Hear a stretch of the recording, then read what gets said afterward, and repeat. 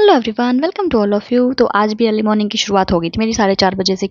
मैंने अपना जो होमवर्क दिया था ना कल आईसीटी वाला और टीचिंग एप्टीट्यूड का, पहले तो आईसीटी वाला किया क्योंकि मेरे को मुश्किल ज़्यादा ये लगता है, मतलब याद करना। पहले तो बाकी चीज़ें तो ना लगभग पढ़ी हुई होती है हर एग्जाम में, लेकिन आईसीटी का मैंने मतलब एक बार पढ़ा था, उसके बाद वो भी थोड़ा बहुत ही किया था, इतना नहीं किया। तो इसमें मेरे को ज़्यादा दिक्कत आ रही है।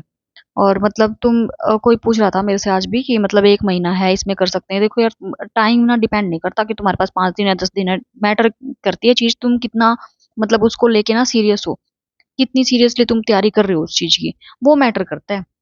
अभी भी सोचने में गुजार दोगे ना कि हाँ अभी तो बस एक ही महीना पड़ा है, बस एक ही महीना, तो वो 1 महीना भी जाता ही दिखेगा। तो अभी जो भी टाइम है ना, अभी से ही लग जाओ। उसके बाद ये मैंने अपना किया, इसमें से भी मैं 3-4 तो भूल, मेरे को पता था कि सारी तो मेरे को याद आनी नहीं है। तो ये 3-4 मैं अभी भी इनमें से भूल चुकी थी। फिर मैंने ये थोड़ी अपनी देखे नोट्स में, और फिर मैंने आज वाला टारगेट ना आईसीटी का शॉर्टकट कीज का ही रखा था, क्योंकि ये टॉपिक अलग से मेंशन है। तो मैंने ये शिल्पी मैम वाली क्लास थी एक, इनसे स्टार्टिंग की, कीबोर्ड वाली। वैसे तो कीबोर्ड मैंने पढ़ लिया था, लेकिन ये जो कीज थी ना, जो F1 से लेकर 12 तक, इसमें इन्होंने मैम ने मतलब बताई हुई थी कोई इतने टाइप की होती हैं, कैसे होती हैं। तो मैंने ये क्लास देखी एक बार, अपने नोट्स में मैच किए, मतलब क्या क्या चीजें हैं जो मेरे को और ऐड करनी पड़ेंगी, क्योंकि मेरे पास नोटबुक थी नहीं उस टाइम। और अंधेरा देखो कितना है अभी तक। जल्दी उठने का ये फायदा होता है, शांति रहती है हर जगह। फिर मैंने थोड़ी देर पढ़ा और 5:45 बजे उसके बाद हो गया काम का टाइम। और जो लोग फ्री है ना यार, मैं बस तुम्हें मतलब जो शादी जिनकी नहीं हुई है, चलो काम तो उनको भी होता होगा, लेकिन जिनकी नहीं हुई ना, तुम तो बहुत फ्री माइंड हो यार, पढ़ो। मैं तो पहले घर पे थी ना अपने, तो मेरी तो आदत थी, कोई भी एग्जाम देती थी ना, मैं 1-1:30 बजे उठ जाती थी रात को, और फिर 5-6 बजे तक पढ़ती रहती, और फिर मैं सो जाती थी। मेरे से तभी पढ़ा जाता है जब सारे सो रहे हो और मैं पढ़ रही हूँ। सारे कचर पचर मची होती है ना, तब मेरे से बिल्कुल नहीं पढ़ा जाता। लेकिन यहाँ तो काम भी संभालना है, ऐसे नहीं है कि आप उठ गए तो बाद में सो जाओ आराम से 8-9 बजे तक, क्योंकि काम का भी टाइम है ना, काम के लिए ही हो। तो फिर हमने अपना खाना पीने की तैयारी की। खाना ये भी हो जाता है, थोड़ा कोई हेल्प करवाने वाला हो ना तो भी बात है कि आप थोड़ा सा ना एक्स्ट्रा कर पाते हो। अगर सारा एक ही बंदे पे बर्डन आ जाए ना, तो दिक्कत हो जाती है फिर उसमें। और फिर इस नोनी को भी ये भी अब मेरे साथ ही लटकने लग गया, वरना मैं ना जल्दी काम करके निकल जाती थी, 9 बजे तक तो चली जाती थी मैं लाइब्रेरी। अब ये ऐसे कहेगा मैं साथ में ही जाऊंगा, और साथ भी मेरे साथ में आधा पौना घंटा तो इसमें चला जाता है। तो फिर मैं इसको भी साथ में ही लेके जाती हूँ अब तैयार करके। खाना पीना खा के पहले इसको तैयार किया, फिर मैं भी तैयार हुई। और फिर इसका भी टाइम हो गया स्कूल का, हम दोनों निकल लिए अपने काम के लिए। और मैं फिर पहुंच गई थी अपनी लाइब्रेरी नोनी को छोड़ के। और फिर आके मैंने अपना मतलब टॉपिक डिसाइड किया कौन से किया। कीबोर्ड वाला तो आईसीटी का था ही, टीचिंग एप्टीट्यूड में इवैल्यूएशन वाला टॉपिक मैंने किया। ये भी अलग से ही मेंशन है इवैल्यूएशन, और एक छोटा सा वर्ड लग रहा है देखने में, लेकिन काफी कुछ है। और ये ना तुम पीडीएफ पूछ रहे थे, तो ये एलपीयू की है, एक लवली प्रोफेशनल यूनिवर्सिटी के नोट्स। इनमें देखो हर एक चीज दे रखी है, कैरेक्टर्स क्या हैं, मेथड्स ऑफ टीचिंग कौन कौन से हैं, जो स्पोर्ट्स सिस्टम है, इवैल्यूएशन सिस्टम है, उसके भी 2 चैप्टर दे रखे हैं। वैसे तो मैंने नोट्स बना रखे थे मैम की वीडियो से, ऑलरेडी बना रखे हैं वो तो मैंने, मतलब जब स्टार्टिंग की थी ना तब बना लिए थे।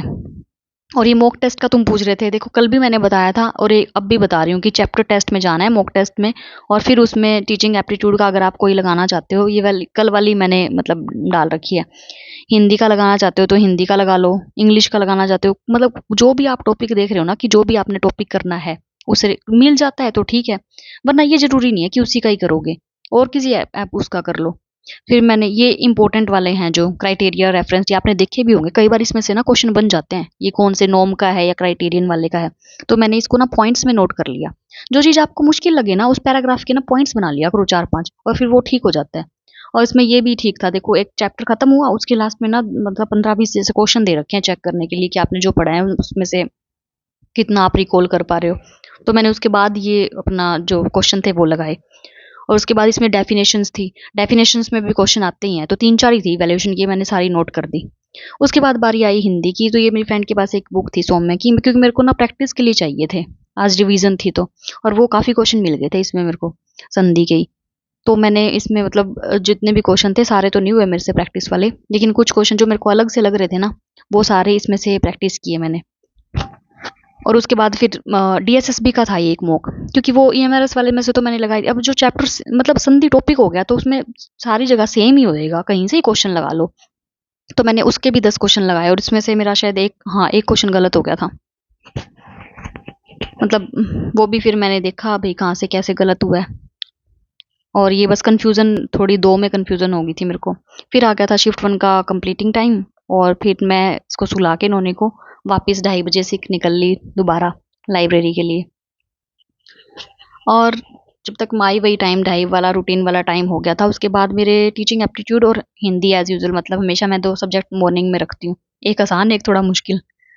तो फिर ये दोनों हो गए थे कंप्लीट। उसके बाद मैंने अपनी आईसीटी शुरू की, क्योंकि यार मैंने मतलब मेरे को ना लगता है कि आईसीटी मेरी बहुत ही वीक है, मेरे को चीज़ें याद करने में, रिकॉल करने में बहुत ज़्यादा दिक्कत आती है। तो मैंने सुबह भी की थी। अब दोबारा मैंने लेक्चर देखा मैम का और उसके नोट्स बनाए। और तुम ना पता नहीं यार, ये नोट्स नोट्स करते रहते हो, खुद के बनाया करो नोट्स। और उसके बाद ना मेरे को मतलब एक और ये चैनल दिखा, थोड़ी बहुत 2-3 जैसे शॉर्टकट कीज़ इनमें मैम ने मतलब ऐसे प्रैक्टिकल करके दिखाया हुआ था, ये की दबाएँगे तो ये यहाँ पे आ जाएगा कर्सर, ऐसे हो जाएगा। तो फिर ये मेरे को थोड़ा इंटरेस्टिंग लगा, फिर मैंने इनकी भी मतलब 2-4 जो एक्स्ट्रा थी ना वो नोट कर ली।